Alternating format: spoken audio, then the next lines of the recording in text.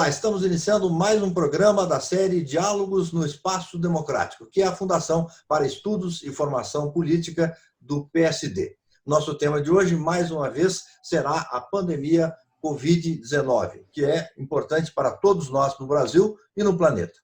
Nós vamos tratar especialmente da questão do distanciamento social nesta pandemia, que ainda é uma coisa a prevalecer. Para isso, nós temos a participação, com muito prazer para nós, do doutor José Medina Pestana, que é, no momento, o coordenador do Centro de Contingência do Covid-19 no governo do Estado de São Paulo e professor titular de nefrologia da Unifesp, também com pós-doutorado na Universidade de Oxford, na Inglaterra, e na Cleveland Clinic, dos Estados Unidos. O doutor Medina dirige o Hospital do Rim há 20 anos, em São Paulo. Ele ocupa a cadeira número 50 na Academia Nacional de Medicina e vai nos falar sobre essa questão que atormenta a todos nós do Brasil. Doutor Medina, muito obrigado pela sua participação. Seja bem-vindo. Muito obrigado e estou à disposição aqui. É um prazer falar com vocês aí do Espaço Democrático. Participam conosco dois colaboradores do Espaço Democrático. Antônio Batista, médico formado pela Escola Paulista de Medicina e sanitarista pela Universidade de São Paulo. Ele também tem mestrado em Ciências Sociais pela USP. Batista, prazer em revê-lo. Muito obrigado pela participação. Bem-vindo novamente. Obrigado, é um prazer estar com vocês e escutar o Medina um pouco, é muito bom. Perfeito. E também conosco a senadora suplente pelo PSD de São Paulo, Ivani Boscolo, que é também secretária nacional do PSD Mulher, secretária da Fundação Espaço Democrática e diretora da Fundação do Espaço Democrático e diretora da Associação Comercial de São Paulo. Ivani, obrigado pela participação mais uma vez. Seja bem-vinda. Muito obrigada pelo convite. E é um prazer ouvir o Dr. Medina novamente falando sobre esse assunto tão importante para todos nós. Obrigada, Medina.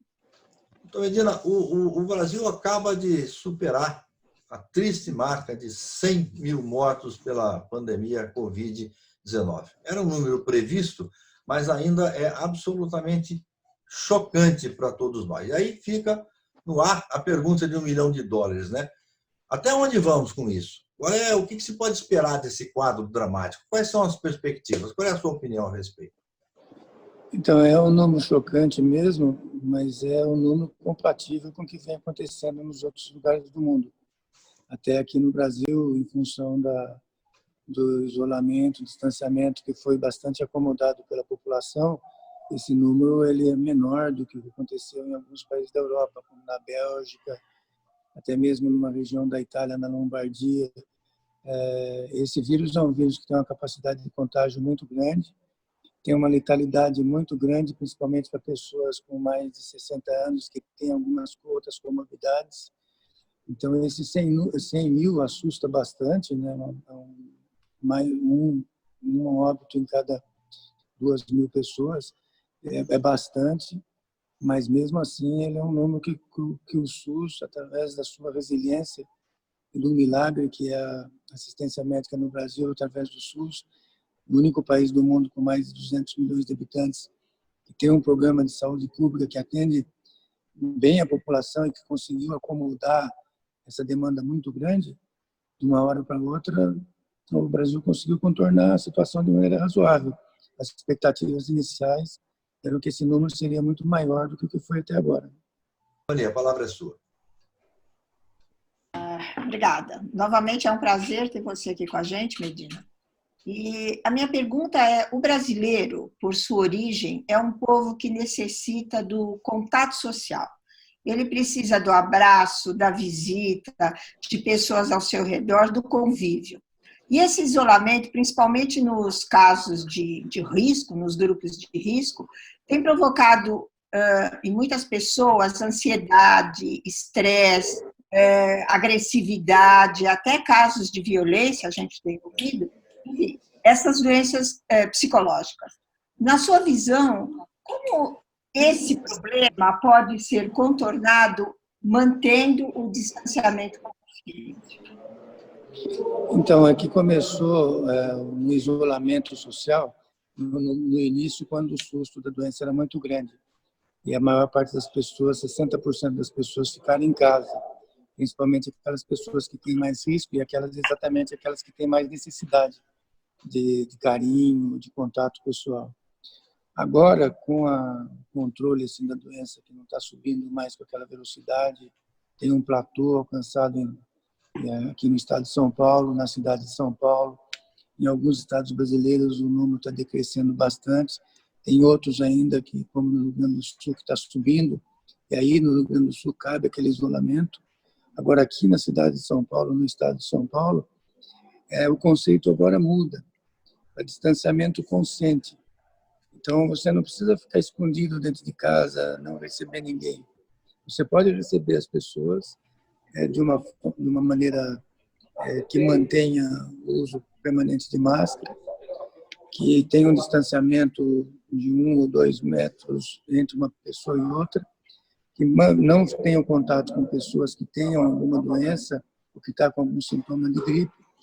E quando está no almoço, no jantar, com um grupo de pessoas assim, de 4, 6 ou até 10 pessoas com distanciamento, tem um tempo de exposição curto. No tempo que você está exposto fazendo a sua ingestão, junto com todos os outros, que seja curto, depois você usa máscara. Assim, se você seguir essas regras, a pessoa que você está convivendo não tem nenhum sintoma de gripe, mantenha o distanciamento, usa a máscara. Quando não estiver usando a máscara, tem uma exposição curta. É muito difícil você ser contagiado por uma pessoa assintomática ou que está pré-sintomática, a não ser que você esteja muito perto. Quando a pessoa está sintomática, a possibilidade de contágio é muito grande, porque tem a tosse, tem a eliminação de vírus nessas que nós chamamos de perdigotos.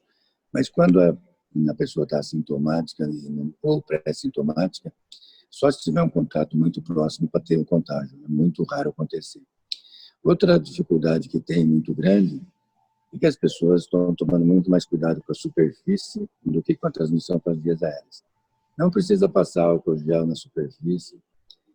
Deixa o álcool gel para você, quando você passar a mão na superfície, você passa álcool gel na mão. E se não colocar o dedo no nariz nem na boca, o vírus não voa dali da superfície para a tua. Você tem que levar ele com a mão.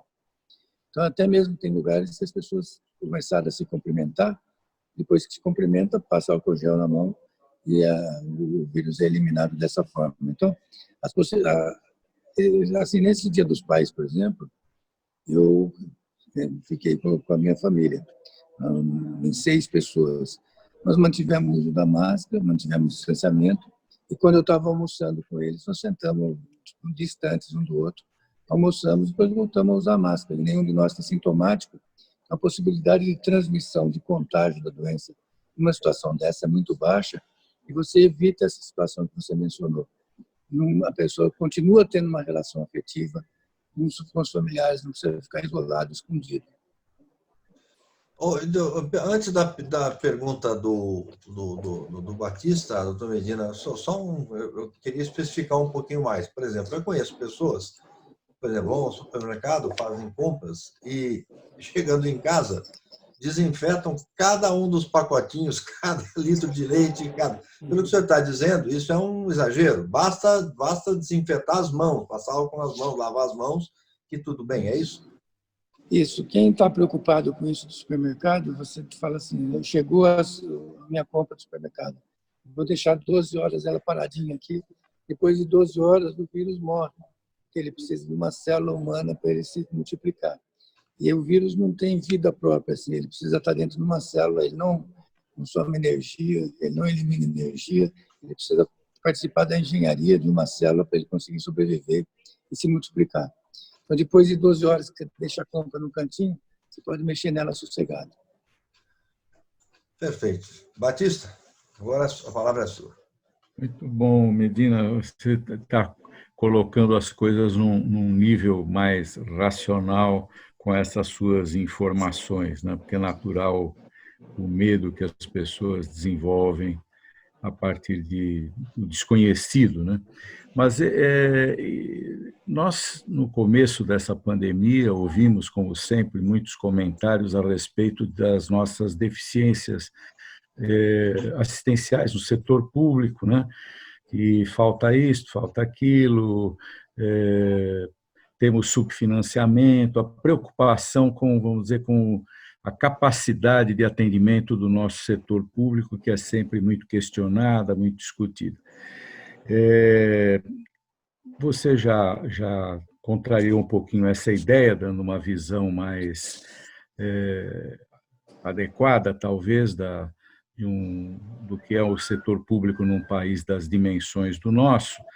E eu gostaria de aproveitar a oportunidade, como você é diretor de um serviço que faz um largo atendimento através do SUS, com grande sucesso e com grande qualidade, que você nos informasse um pouco, né, principalmente para aqueles que vão assistir a nossa gravação, a respeito do Hospital do Rim que você dirige há tanto tempo, né, que você lidera, e nos descrevesse em rápidas palavras o trabalho dessa instituição e como é que ele é financiado. Então, o Hospital do Rim é uma organização não governamental, uma fundação. É o hospital que mais faz transplantes de rim do mundo todo. E nós trabalhamos 80% dos pacientes que nós atendemos são do SUS, 20% são pacientes de convênio, e que esses 20% correspondem a 36% da receita. Nós não tem nenhuma diferenciação entre o atendimento de um ou de outro. Então, o atendimento ele é igual no paciente do SUS ou de convênio, a remuneração que é um pouco diferente um do outro. Mas no Hospital do Rim, nós temos 12 mil pacientes que nós acompanhamos depois do transplante, já fizemos mais de 20 mil transplantes, 12 mil estão em acompanhamento. Desses 12 mil, nós tivemos 450 deles que adquiriram a doença, né, na comunidade ou em alguma outra situação.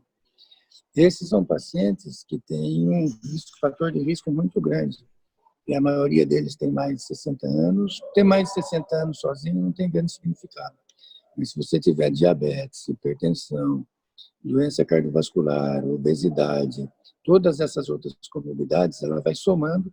Então, se você tiver 60 anos, soma 5 para o diabetes, vai somando e você vai ficando, em vez de ter 60 anos, passa a ter o risco de quem tem 75. Se você tem 60 e não tem nada disso, você quase que vira um adolescente, não é bem assim? Mas você vai reduzindo o seu risco pela redução das comorbidades. Não é só a idade por si só que é um fator que é de risco. Então, desses pacientes transplantados, o risco de desfecho ruim é 30%, por causa da imunossupressão e por causa de todas essas comorbidades. Então, nós fizemos, no próprio Hospital do Rim, nós tivemos 190 funcionários que adquiriram a doença também, ou no hospital ou na comunidade.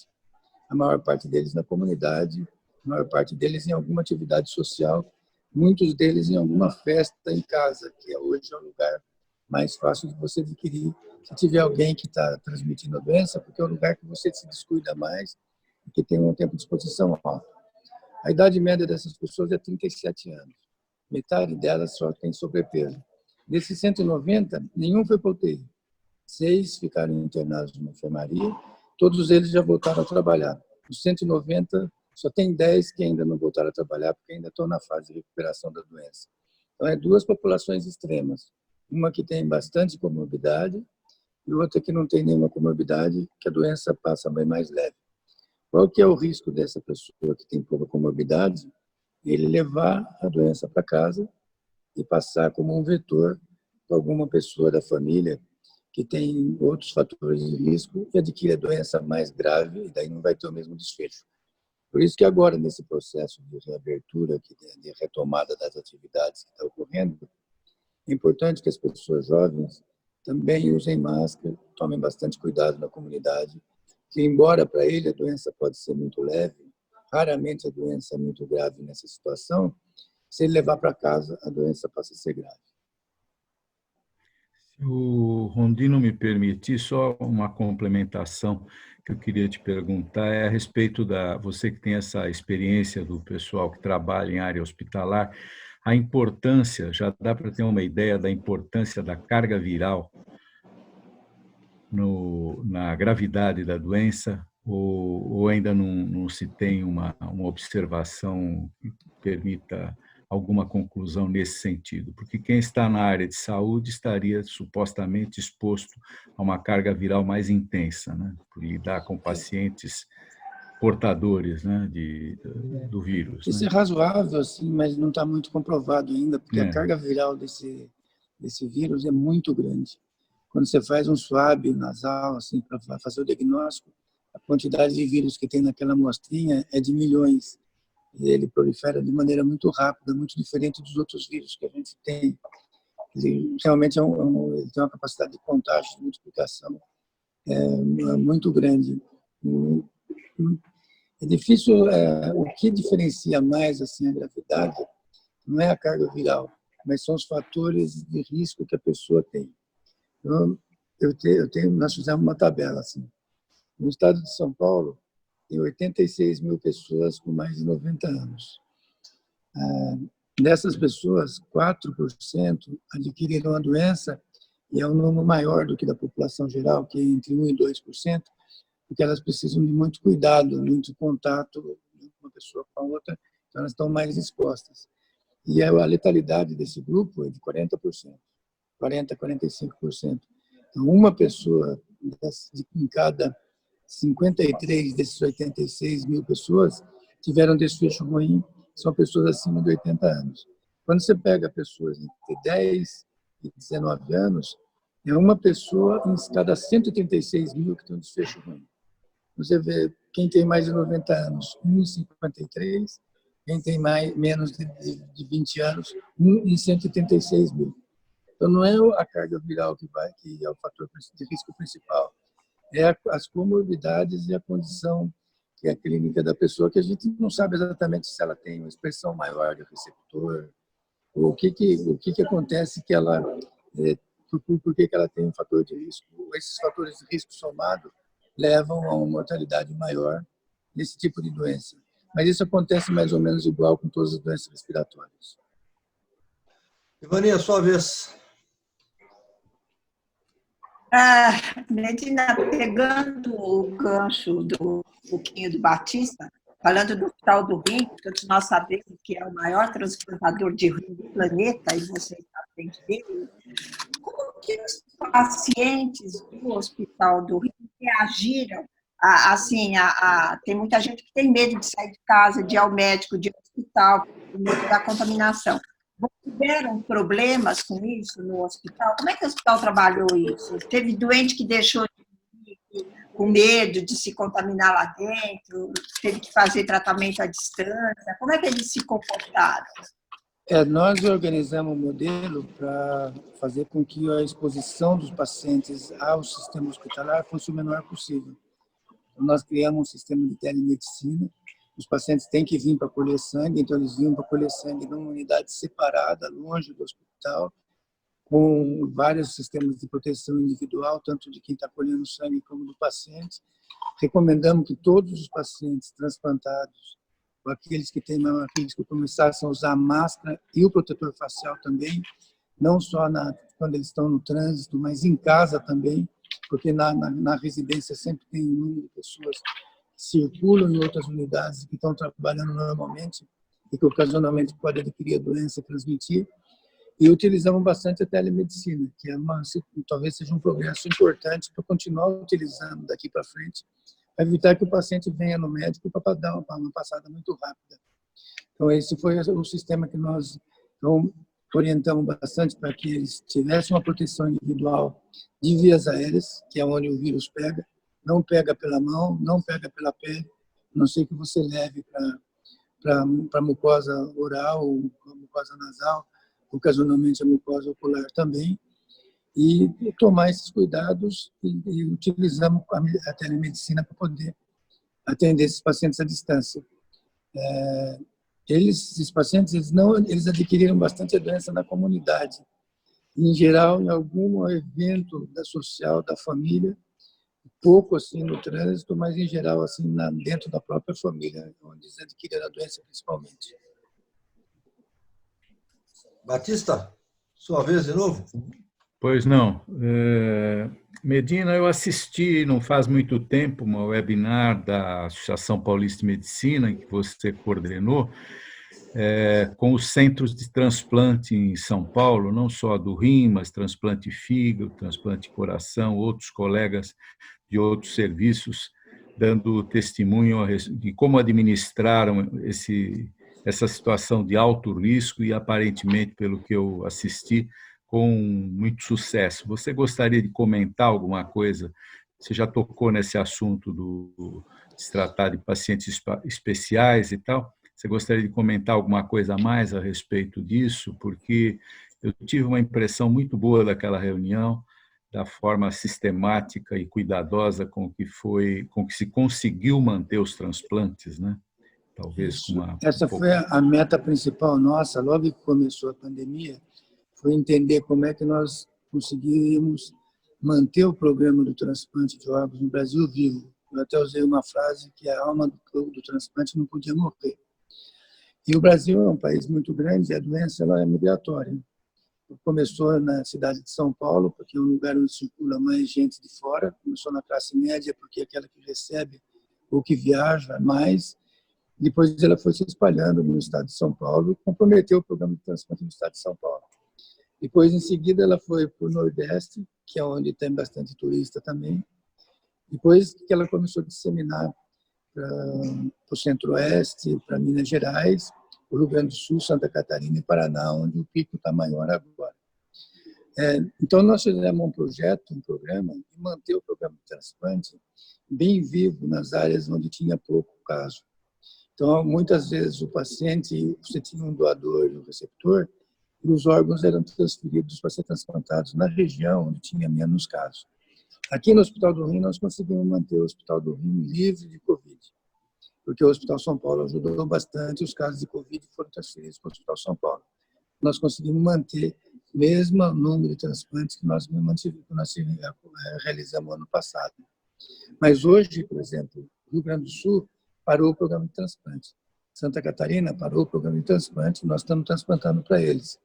O Nordeste está voltando a fazer transplante, Minas Gerais está com um pouco de dificuldade. Então, nós conseguimos manter 60% do número de transplantes no Brasil, enferrujou um pouco o programa, não travou, daqui a pouco nós vamos voltar a fazer o mesmo número de transplantes. Os cuidados principais que nós tomamos é com o doador, quando é doador falecido. Todos eles foram testados e todos eles tinham que ter o diagnóstico PCR negativo antes de ser transplantado para não contagiar nenhum receptor. Todos os receptores também faziam tomografia, ainda fazem tomografia, e fazem o PCR também independente de qualquer sintoma. Nós achamos assim, 10% dos doadores falecidos, nós descobrimos o PCR positivo e eles não foram transplantados. E dos pacientes que eram candidatos a transplantes também teve um percentual, 4 ou 5%.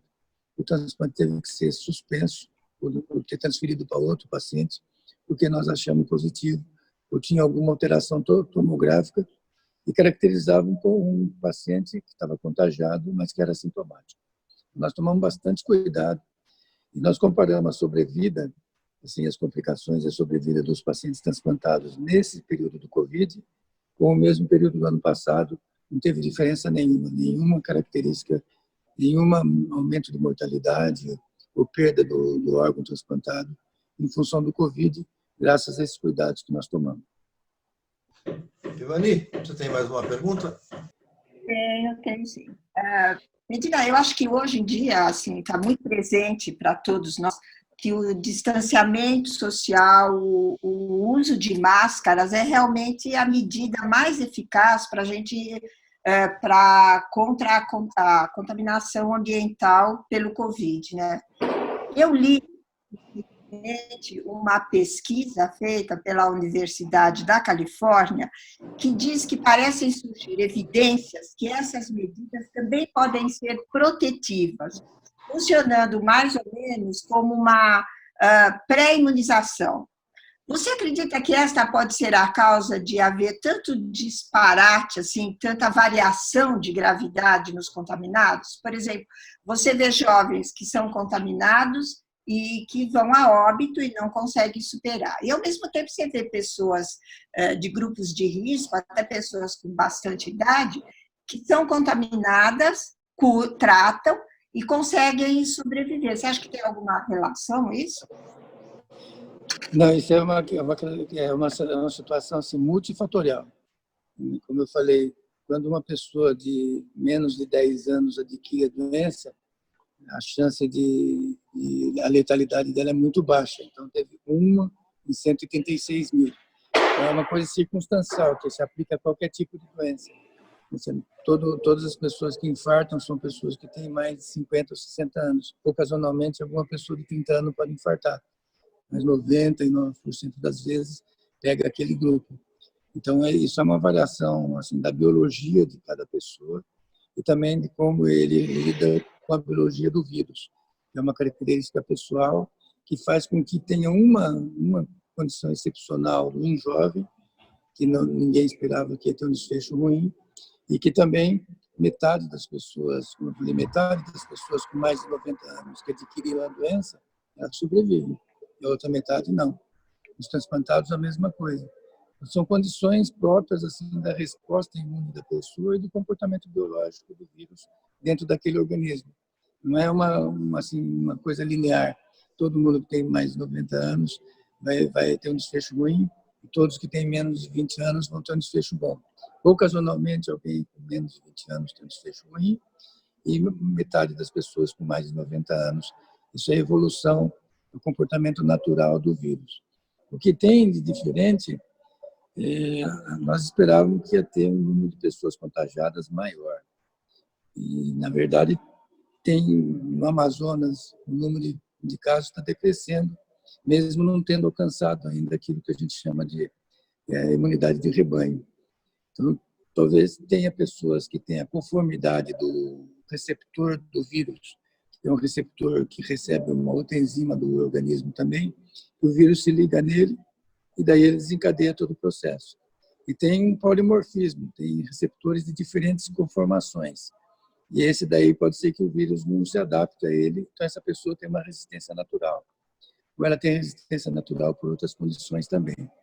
Mas por isso faz com que algumas pessoas fiquem assintomáticas, ou têm contato com o vírus, não desenvolvem a doença, ou nunca ou nunca adquirem a doença, embora sejam expostos. Você vê dentro de um casal que está dormindo junto a semana inteira, um adquire a doença e o outro não.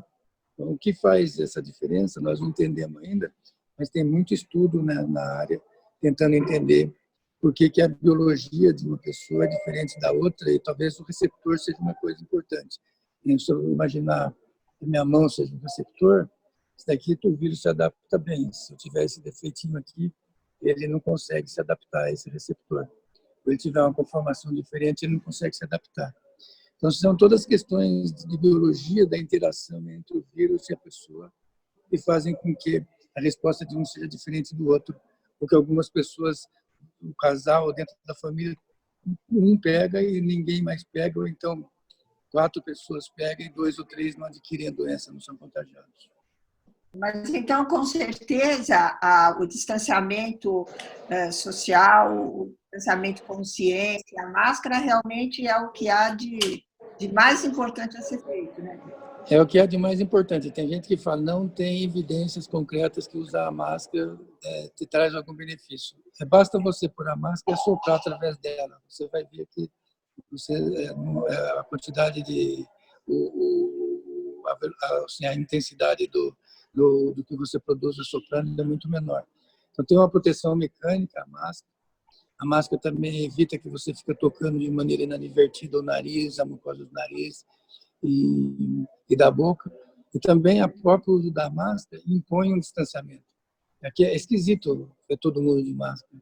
Você lembra, quando você vê alguém de máscara, que você deve manter um distanciamento, porque nós estamos lidando com uma situação que é de calamidade pública.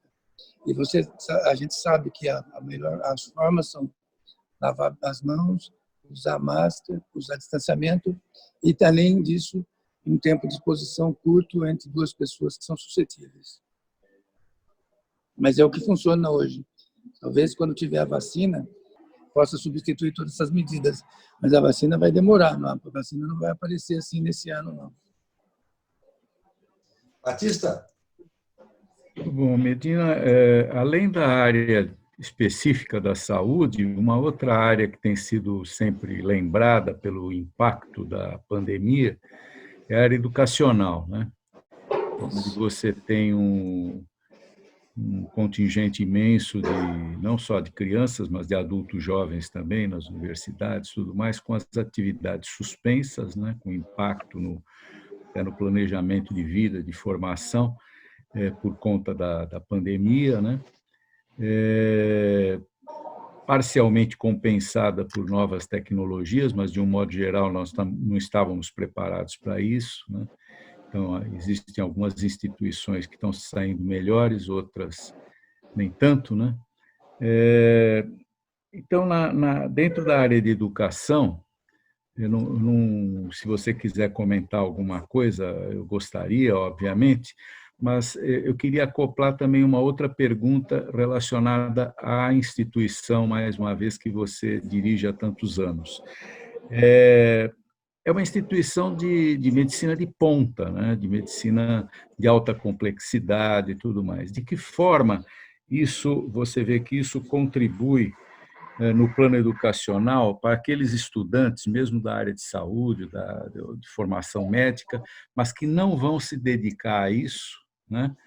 Existe, às vezes, a defesa de uma medicina singela para atenção primária e tudo mais, mas eu entendo que você não faz bem o elementar quando você não é capaz de evoluir até as coisas mais complexas, mais sofisticadas, e não é capaz de percorrer toda a demanda da área de saúde. Então, eu queria puxar você um pouco na conversa para essa área educacional, nesses dois aspectos: a contribuição do Hospital do Rim ou de outras instituições com o mesmo perfil de alta complexidade para a educação dos jovens em formação, e, por outro lado, o impacto que isso terá na educação como um todo, inclusive das crianças e tudo mais, pelos efeitos de afastamento da pandemia. Tem países que simplesmente optaram por não fechar as escolas, não vou entrar nos exemplos,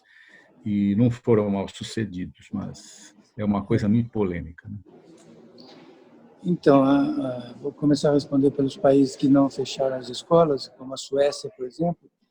A Suécia já tem isolamento social, né? Se você medir assim, o número de pessoas na rua, é muito menor do que aqui. O comportamento é diferente do comportamento do latino, o comportamento diferente da maior parte dos europeus. Então, eles puderam fazer isso e administrar sem falar que está em isolamento. E, normalmente, naturalmente, além do isolamento natural que eles têm, eles intensificaram por conta própria, só com o medo e a consciência da doença. Agora, na evolução do plano São Paulo, nós temos uma área vermelha, né?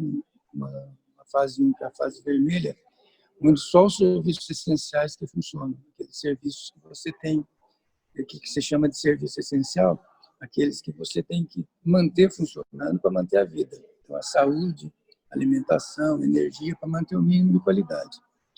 Daí são 5 fases até chegar no azul. Azul é onde volta tudo ao normal. Então, agora nós estamos na fase amarela, onde está tendo uma retomada. Então, o conceito de serviço essencial também vai mudando. No começo, não tinha sentido falar que escola era serviço essencial, porque tinha que cuidar da saúde de todo mundo. Agora, como a doença está controlada, tem um patamar, o prejuízo depois de 4 ou 5 meses para as crianças que não estão indo na escola é grande. Então, a repercussão da saúde social, o comportamento dessas crianças, justifica chamar agora a volta à escola como um serviço essencial. Então, talvez esse seja um serviço que na época não era essencial e agora ele passa a ser essencial, porque o comprometimento, assim, o dano para o desenvolvimento das crianças, principalmente, é muito grande. Então, tem sentido essa organização que foi feita agora, depois do dia 8 de setembro. Vai voltar para a escola aquelas crianças que precisam de recuperação, que têm mais necessidade de ir para a escola. Em outubro, quando a doença deve estar mais controlada, voltar regularmente às aulas, ainda de maneira assim parcial, assim, separando metade dos alunos num dia, metade dos alunos no outro, Então, é uma situação que vai ser administrada em função do cenário que vai ter naquela época.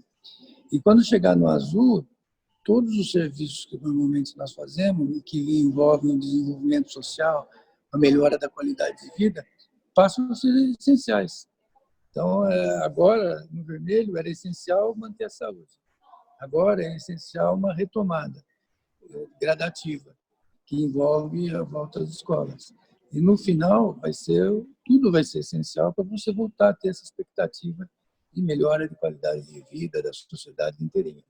Então, esse plano é muito bem estruturado, é desse jeito aqui. Por isso que eu entendo que agora é prioridade assim, a retomada às aulas. Em relação à educação, assim, aquilo que nós fazemos no Hospital do Rim, que é uma medicina de alta complexidade, toda vez que você sabe mais do que precisa, você fica melhor para fazer aquilo que é menor, que tem menos complexidade. Então, essa que é a pergunta sua, eu imagino que está direcionada a essa questão. Então, se você... Hoje, por exemplo, que eu me dediquei muito ao coronavírus, não sendo infectologista, porque eu vi o risco dos pacientes transplantados, e quando apareceu em Wuhan, eles construíram um hospital de 1.000 leitos, eu falei, isso aqui não é brincadeira. Quando foi para a Itália, nós compramos 3.000 testes. Ninguém tinha teste aqui no Brasil, nós já tínhamos. Então, quando teve o primeiro caso nosso, nós já tínhamos o resultado no mesmo dia. Os outros estavam demorando muito tempo. Então, na educação do Hospital do Rim, em função da gravidade dos pacientes que você lida, você tem que falar assim, o risco de acontecer isso é pequeno, mas se acontecer, o impacto é muito grande. Então, vamos nos preparar para isso e, no fim, nós acertamos nos preparar para isso. Mas esse é um conceito que você vai adquirindo em função da gravidade da situação que você trabalha. Normalmente, como eu falei, o risco é pequeno, mas o impacto é muito grande. Então, tem que estar preparado para lidar com esse risco pequeno para evitar um impacto grande. Quando você lida com a população saudável, assim, aí o risco é pequeno e o impacto também é pequeno. Como no jogo de futebol, que nós liberamos voltar à atividade de futebol. O risco de algum jogador daquele adquirir uma doença grave é muito pequeno. E o impacto também é muito pequeno, porque a doença deles é uma doença muito leve. Então, pode jogar futebol tranquilo, que o risco na comunidade é maior do que jogando futebol profissional, com todas aquelas regras de proteção que foram estabelecidas. Então, isso tem que ser muito bem ponderado. Então, vale essa questão que eu falei. Na retomada, aquilo que você fala, esse é um serviço essencial, esse não é. Na fase vermelha era no final, no azul, tudo que nós fazemos é essencial, e senão a sociedade não desenvolve. Uma questão para encerrar. Nós fizemos aqui uma entrevista já com um pesquisador da Fiocruz, Carlos Gadelha, que alertou para a impressionante dependência brasileira, tanto de equipamentos para a área de saúde, quanto na questão dos insumos para os medicamentos. E ele dizia que o SUS não é viável com esse nível de 90% de dependência do exterior. Agora, eu ouço que, quando vier a vacina, nós corremos o risco de não ter seringas, porque, afinal de contas, é preciso vacinar milhões de pessoas no Brasil ao mesmo tempo. E o risco é que nós não tenhamos seringas para isso. O senhor tem informações a respeito disso para nos dizer, para nos acalmar? Tem, não. Seringa vai ter, agulha vai ter, todas as campanhas de vacinação. Teve agora, vacinou 60 milhões de brasileiros com a H1N1, não faltou. Isso não vai faltar. Então, isso aí pode ficar tranquilo que essa falta de material básico assim não vai faltar. Agora, o SUS, como eu disse, é um milagre. Assim. Com pouco recurso que tem, ele conseguiu atender toda essa demanda muito grande num curto espaço de tempo. Isso aconteceu no mundo todo. Nos Estados Unidos está faltando teste ainda, faltou material de proteção individual, faltou tudo, faltou medicamento, faltou máquina de diálise, faltou respirador, porque foi uma demanda muito grande que atingiu várias regiões do mundo ao mesmo tempo. Não dá para você falar assim, cada país vai produzir respirador, vai produzir seus próprios insumos, porque é contra o conceito de globalização. E você tem lugares que produzem uma coisa melhor, assim, todos os países vão ter a mesma capacidade agrícola que o Brasil tem. Não vai ser assim. Nós temos nossa característica de produção, o outro tem outra característica, nós trocamos no comércio a nossa produção com a do outro, e isso acontece de 100 em 100 anos. Essa pandemia aconteceu a última vez em 1918. Então, ela choca por um período, mas isso já foi equacionado. Não está faltando respirador. O que é mais curioso é que não teve desabastecimento de nenhum item essencial para você sobreviver. Você ia no supermercado, tem a comida, a energia elétrica, a limpeza. Então, nós fomos muito melhor do que esperado. Não faltou respirador como faltou no mundo todo. Agora já tem uma reserva de respirador maior, ninguém contava com essa demanda tão grande assim. Mas as coisas básicas, a internet não saturou, nós estamos falando aqui, agora no momento que ainda tem isolamento social, tem um monte de restrições, milhões de outras lives como essa estão sendo realizadas, e a internet não saturou. Então, alguns elementos faltaram mesmo, que é natural, e não dá para você produzir com qualidade em todos os países do mundo um respirador ou um tipo de insumo, que a escala fica menor, o custo fica muito maior e inviabiliza o consumo dele para a sociedade. Nós vamos, na hora que voltar, nós não vamos ter mais essa ideia de querer produzir tudo, de querer ser autossuficiente. Isso é uma situação que não cabe dentro do grau de complexidade tecnológica que nós temos hoje em dia. Perfeito. Doutor Medina, muito obrigado pela gentileza de nos atender e de nos dar essa brilhante entrevista, essas explicações que nos acalmam em muitos aspectos, nos preocupam por outros, mas é a vida. Agradeço muito a Ivani e ao Batista também pela participação e agradeço a você, especialmente, que nos acompanhou nesse programa Diálogos no Espaço Democrático. Até o próximo. Obrigado.